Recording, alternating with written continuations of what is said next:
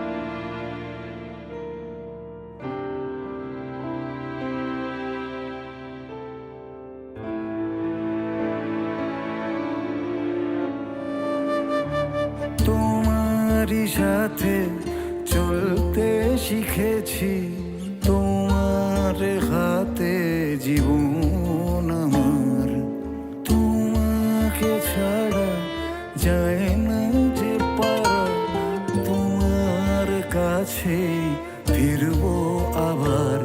ওরে মন বলিশন অভিমান পিছুটা, একই ঘর দুটো কোণ থেকে যায় যেমন। শুনলাম তোমার তো রিটায়ারমেন্ট সামনে এসে গেছে, তাই ভাবলাম যাই সন্দীপ স্যারকে একটু দেখা করে আসি। আমার তো বয়স হয়ে গেছে না, তো আমি তো বেশিক্ষণ থাকতে পারবো না। তুমি কেমন আছো বলো? স্যার ভালো আছি, আপনাদের কথাও মনে পড়ে। আপনারা সবাই একে একে স্কুল ছেড়ে চলে গেলেন, আমারও দেখুন সময় হয়ে এসেছে।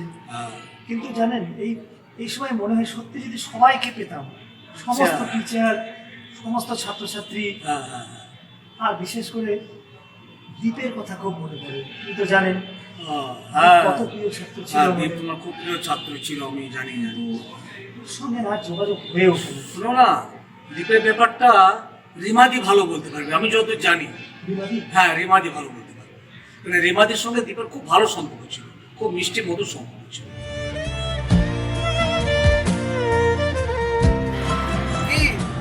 কি বুঝলেন? ব্যাপারটা জটিল কিন্তু সরল, সবটা কিন্তু জানা। দেখা যাক কি হয়। আপনারা কি বলেন, এর কোনো সমাধান হবে? Let's see. এই এক ফোন হয়েছে, সারাদিন যে কতবার বাজে। আচ্ছা আপনারা দেখুন, হ্যাঁ আমি একটু আসছি, কথা বলি। হ্যালো,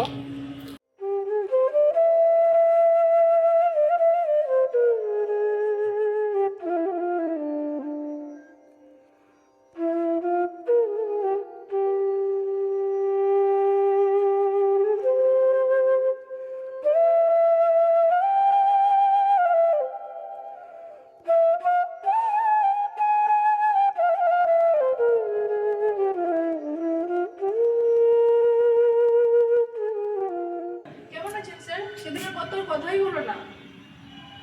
এই চলে যাচ্ছে ব্যাস। দেখতে দেখতে কতটা বছর কেটে গেল, আমারও এবার যাওয়ার সময় হয়ে গেল। আর সেদিনের এই ছোট্ট অনিন্দিতা, শুভ, মধু, এই সে ছোট্ট থেকে কত বড় হয়ে এসেছিস, কত ভালো লাগে। আজ তোরা বড় বড় জার্নালিস্ট হয়েছিস। স্যার কত জলদি সময়টা পেরিয়ে যায় বলুন। সত্যিই স্যার, ভাবা যায় না। দেখতে দেখতে 10-12টা বছর পেরিয়ে গেল, কি অদ্ভুত না স্যার? চলুন না, অনেকদিন মাঠ থেকে ঘুরে আসা হয়নি, মাঠটা দেখে আসি। চলুন চলুন।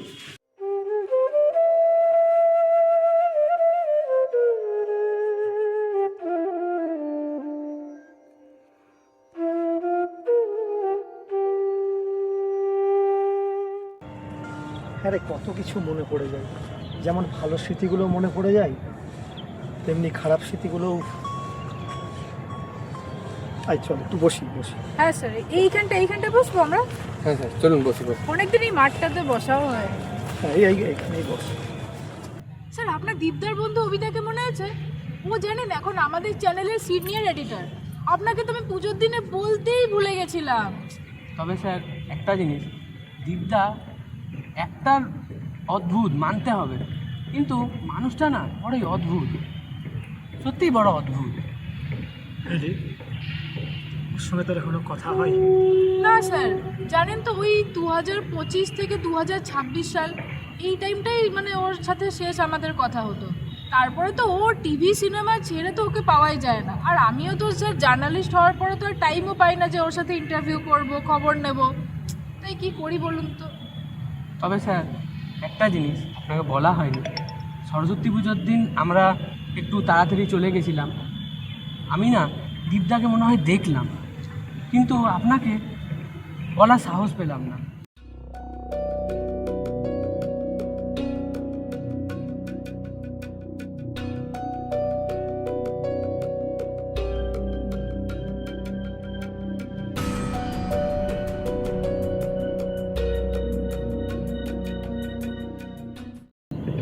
কথাটা হয়তো চেপে গেলাম, কিন্তু আমি 2-3 বার ডাকলাম, কিন্তু দীপদা না, সাড়া দিল না, চলে গেল।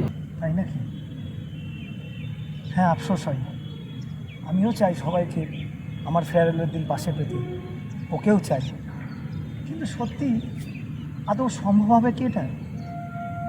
সেদিন সবার সামনে ছেলেটাকে এত করে বকলাম, ওর মান সম্মানে পরোয়া করলাম না, কিন্তু জানিস ওকে যত আঘাত পেয়েছে তার থেকে আমি বেশি আঘাত পেয়েছি। ছেলেটা আমাদের স্কুলের জন্য এত কিছু করে, কখনো কখনো মনে হয় আমরা সত্যিই বোধহয় ওর কাজের দাম দিতে পারিনি, আমরা একদমই পারিনি। জানিস রিমাদি সেদিন কতগুলো নম্বর দিয়েছিল। আপনি তো দীপকে চেনেন। ও দীপ, ও হ্যাঁ হ্যাঁ হ্যাঁ, টেন্সি, হ্যাঁ হ্যাঁ, কি হয়েছে বলতো? এই 10 বছরে জানেন আমি দীপের সঙ্গে একবারও যোগাযোগ করে উঠতে পারিনি। সে কি? কত চেষ্টা করেছি, বিভিন্ন জায়গায় 1000 বার চেষ্টা করেছি, তাও দীপের সঙ্গে কোনো রকম যোগাযোগ করে উঠতে পারিনি। আর তো কয়েকটা দিন, আমি চাই না আমার অবসরের দিনে কোনো ভুল অভিমান আমি নিয়ে বাড়ি যেতে। হ্যাঁ, আমাকে রেজ্জাক বললো। হ্যাঁ, হ্যাঁ বলেছিল, রেজ্জাক তো বলেছিল ওর কথা। ও দাঁড়া, আমার কারোর ফোন নাম্বার আছে, আমি বরঞ্চ ওই ফোনগুলো নাম্বারগুলো ট্রাই করে দেখি। দাঁড়া, আমি এই নম্বরগুলো তোকে হোয়াটসঅ্যাপ করে দিচ্ছি, দেখিস যদি পাস একবার যোগাযোগ করিস। হ্যাঁ স্যার, আর এটুকু না করার কি আছে? আর দীপদার সব থেকে কাছের বন্ধু অভিদা তো আমাদেরই সিনিয়র কলিগ, তো এতে তো আমাদের অনেকটাই সুবিধা হবে না? আর যতদূর স্যার, দীপদাকে মানুষটাকে খুব কাছ থেকে দেখেছিলাম। মানুষটা অভিমানী হলেও বড্ড ভালোবাসে মানুষকে। ও কাছ থেকে যাকে ভালোবাসবে, দূরে হলেও সেই মানুষকে দূর থেকে লুকিয়ে হলেও ভালোবাসবে, কিন্তু খুব অভিমানী। আচ্ছা, তোরা কতদিন আছিস সেখানে? স্যার আছি কিছুদিন, আছি যখন ভাবলাম যে দেখা করেই আসি, কারণ পরের সপ্তাহে তো স্যার আমাকে আবার দিল্লি চলে যেতে হবে। আর ওরা যদিও বাকি ব্যাপারগুলো সামলে নেবে, আর আপনার তাই মনে হলো যে ফেয়ারওয়েলে আসতে পারবো কি পারবো না সেটা তো ঠিক নেই না। চিন্তা করবেন না স্যার, সমস্যাটা আমরা যখন জানতে পেরেছি, সমাধান আমরা নিশ্চয়ই করব। আপনি প্রবলেমটা নিয়ে একদম চিন্তা করবেন না, ও না থাকলেও আমরা ঠিক সমস্যার সমাধান করব, আপনি একদম চিন্তা করবেন। সবাইকে কাছে পাওয়াটাতেই আমার আনন্দ। আর এই বয়সে কী বা চাইবো বল? তাহলে শোন না, আমি তো দিল্লি চলে যাচ্ছি, তোরা একটু না হয় অভিদার সাথে কথা বলে দেখ, আমি বাকিটা ফোনে জেনে নেবো, আর অফিসে তো দেখা হচ্ছেই। ঠিক আছে, তুই চিন্তা করিস না, আমরা ব্যাপারটা দেখে নেবো। ঠিক আছে।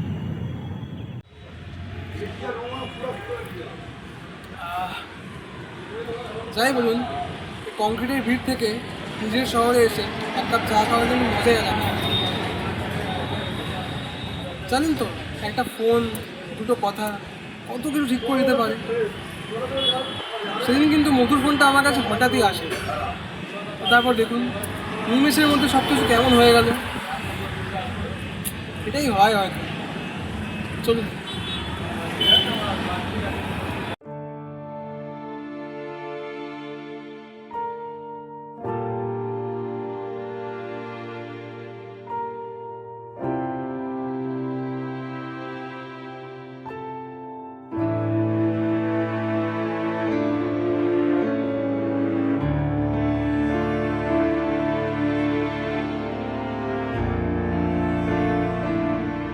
ঠিক আছে, তুই চাপ নিস না, আমি দীপের সঙ্গে কথা বলে ব্যাপারটা দেখে নিচ্ছি। বেশ, চল রাখলাম।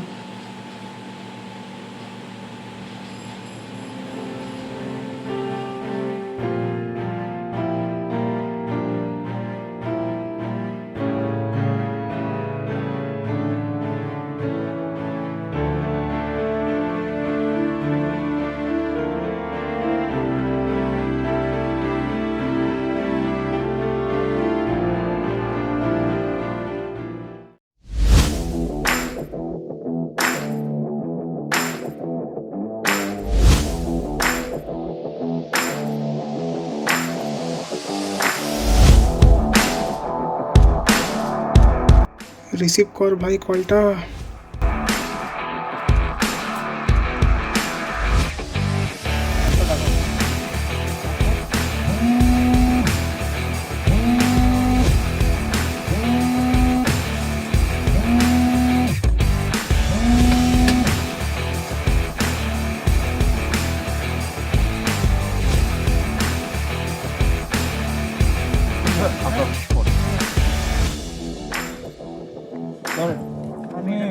খাবারটা রেডি করো। Thank you. হ্যাঁ বল। কিরে কোথায়? হ্যাঁ এই শুটিংয়ে এসছি রে, লুংথুংয়ে আছি। মধু আমাকে কল করেছিল, আচ্ছা, তোর সাথে আমি দেখা করতে চাই। হঠাৎ? তুই এবার ফ্রি হয়ে ওকে কল করে নিস, ঠিক আছে? ঠিক আছে, কোনো অসুবিধা নেই। আমি তোর সাথে পরে কথা বলবো এই নিয়ে।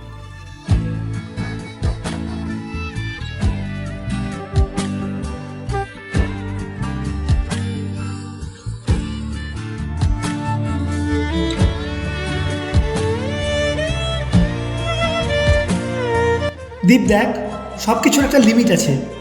তোর স্কুলে বারবার আসার কি দরকার? লজ্জা লাগে না? হয়েছে তো অনেক। সবাই সবটা ভালোভাবে নেয় না, নিজেকে মহান বানানোর চেষ্টা করিস না। স্যার আপনি আমাকে ভুল বুঝছেন স্যার। চুপ কর, এক্স এক্সের মতো থাকবি।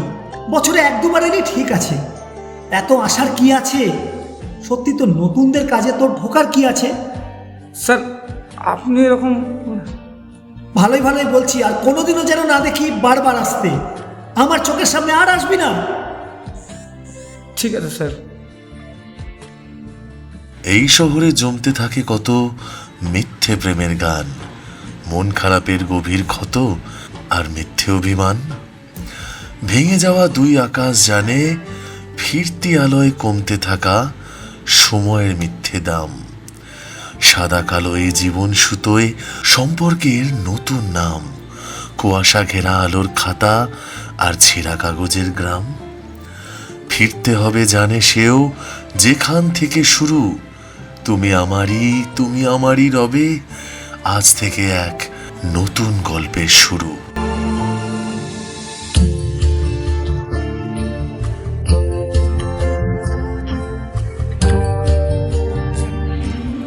আচ্ছা ছাড়ো সেসব কথা, বলো তো তোমার আর সুব্রত স্যারের কেসটা কি হয়েছে?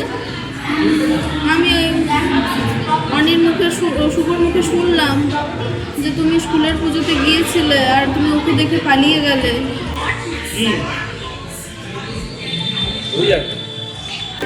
জানো তো দীপদা, স্যার খুব দুঃখ করছিল। স্যারের তো সামনেই রিটায়ারমেন্ট চলে এলো, অনেক দিন ধরে কথা বলতে চাইছে, অনেক বছর ধরে তোমার সাথে, কিন্তু পারছে না। সেদিন আমি অনি শুভ স্কুলে গিয়েছিলাম। স্যারের আজও আমাকে মনে পড়ে। আমি তো ভাবলাম আমি স্যারের কাছে ডেড বডি। জানিস স্যার আমাকে খুব অপমান করেছিল, ওই ডেটটা আমি আজও ভুলে গেছি। কারণ নতুনদের জন্য আমাকে অপমান করেছিল। কেননা আমি স্কুলে প্রতিদিন যাই, দেখা করি, এটাই আমার অন্যায়। একবারও ভাবছো না যে আমারও খারাপ লাগে, আমার কষ্ট হয়। বাপরে, তোমাদের এত রাগ! কিন্তু তোমরা কষ্টও তো পারছো এই রাগের মধ্যে। তোমরা দুজনের মধ্যে একবার দেখা করে নিলে হতো না? স্যার বাদ দে। আরে অনেক কি খবর? আরে ও তো দিল্লি, জানোই তো ওর কথা, ব্যস্ত মানুষ। আচ্ছা ছাড়ো না ওইসব কথা, আমরা সবাই আবার আগের মতো এক হয়ে গেলে হয় না? তোমার সুব্রত স্যারের মধ্যে সম্পর্কটা আবার আগের মতো ঠিক করে নিলে হয় না?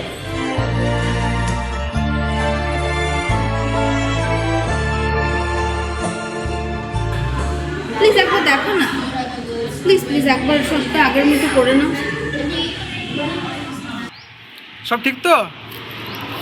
আরে আপনারা কি ভাবছেন বলুন তো, এ কি কোনো প্রেমিক প্রেমিকার গল্প, কোনো বন্ধু বান্ধবীর গল্প? দূর মশাই, আপনারা ভাবছেনই ভুল। এ এক অন্য প্রেম, অন্য ভালোবাসা, অন্য বন্ধুত্বের গল্প। আমি তো নিজেও অবাক, এরমও হয়। যাই হোক, আপনারা আবার আমাকে বেশি দেখলে পরে বোর হয়ে যাবেন। চলুন গল্পেই ফেরা যাক, চলুন।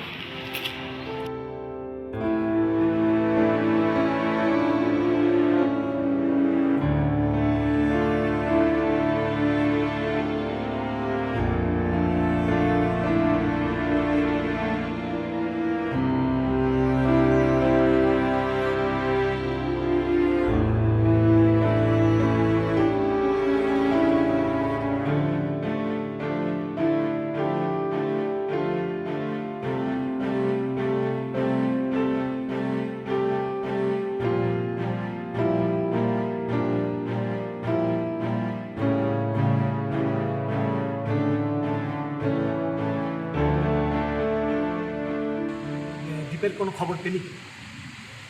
মনে হয় স্যার খুব তাড়াতাড়ি আপনাদের সাথে দেখা হতে চলেছে।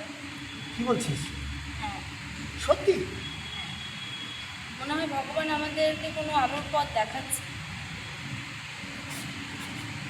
ওটা তো খুবই ভালো, কিন্তু কি করে সম্ভব হবে? দেখি সম্ভব হয়ে যাবে না? স্যার সম্ভব তো করতেই হবে, আপনি একদম চিন্তা করবেন না, আমরা সমস্তটা ঠিক করব, আপনি একদম চিন্তা করবেন না। আমরা অফিস জয়েন করি, আশা করি আপনার ফেয়ারওয়েলের আগে আমরা সমস্তটা ঠিক করে নেব। আপনি সুস্থ থাকুন আর একদম চিন্তা করবেন না। ভালো আজ আমরা আসি, আপনি যান।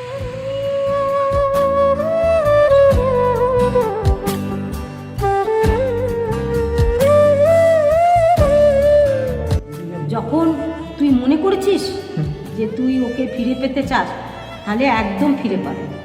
দীপটা বড় অভিমানী। আমাকে একদিনও যোগাযোগ ও কেন করতে পারলো না? আমি কি চেষ্টা করিনি? ও তো পারতো, একবারও তো পারতো চেষ্টা করে যোগাযোগ করতে। ও ভাবছে তুই ওকে আগে খোঁজ কর, সেই জন্য সেই অভিমানে ও রয়েছে। ও যদি জানতে পারতো আমার বুকের ভিতরটা কত ওর জন্য কাঁদে। তুই কি ভাবছিস ও উতলা হচ্ছে না, ও কষ্ট পাচ্ছে না? এতদিন পর মন খুলে না লুকিয়ে এলাম, জানি না আপনার সামনে দাঁড়াবো কি করে। আপনি তো পারতেন যোগাযোগ করতে, মানছি হয়তো আমার ভুল ছিল, কিন্তু আপনাদের একবারও মনেও হয়নি যে আপনাকে ছাড়া, একটা পরিবার ছাড়া একটা ছেলে কিভাবে 10-10টা বছর কাটিয়েছে। নিজের সাথে লড়তে লড়তেই তো ছেলেবেলা কেটে গেল। এরপরেও শেষ একটা ইচ্ছে ছিল, সেটাও হলো না।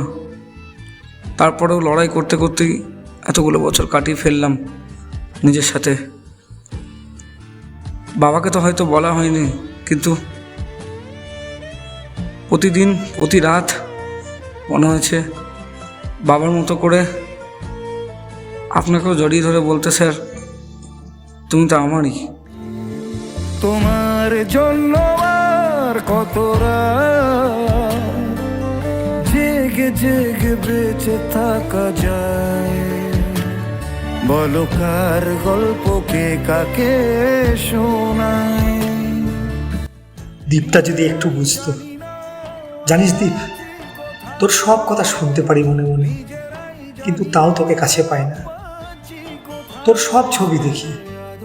সেদিন তুই যদি একটু বুঝতিস কেন তোকে বকলাম, যাতে তোর দিকে কেউ আঙুল না তোলে।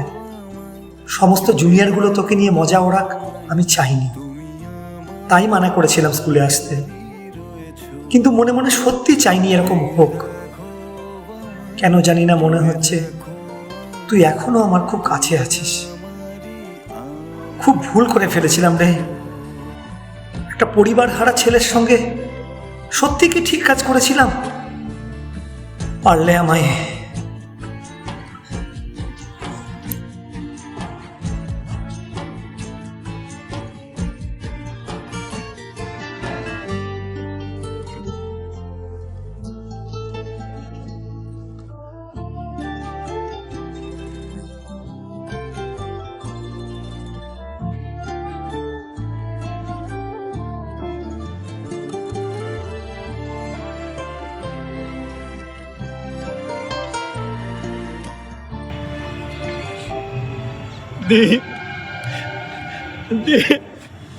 তোমারই সাথে চলতে শিখেছি, তোমার হাতে জীবন আমার। তোমাকে ছাড়া যায় না যে পারা, তোমার কাছে ফিরবো আবার। ওরে মন বলিস অভিমান পিছুটা, একই ঘর দুটো কোণ থেকে যায় যেমন। ভেঙে দেখো আমায়, জুড়ে দেখো আমায়, তুমি আমারই আমারই রয়েছো। ভেঙে দেখো আমায়, জুড়ে দেখো আমায়, তুমি আমারই রয়েছো।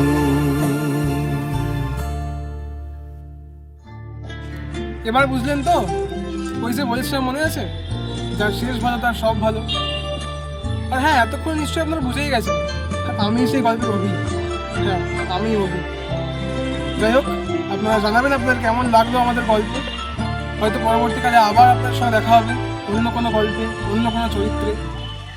কিন্তু হ্যাঁ, একটা কথা কিন্তু মনে রাখবেন, এভাবেও বন্ধুত্ব হয়। চলুন, পরে দেখা হবে আবার। টাটা।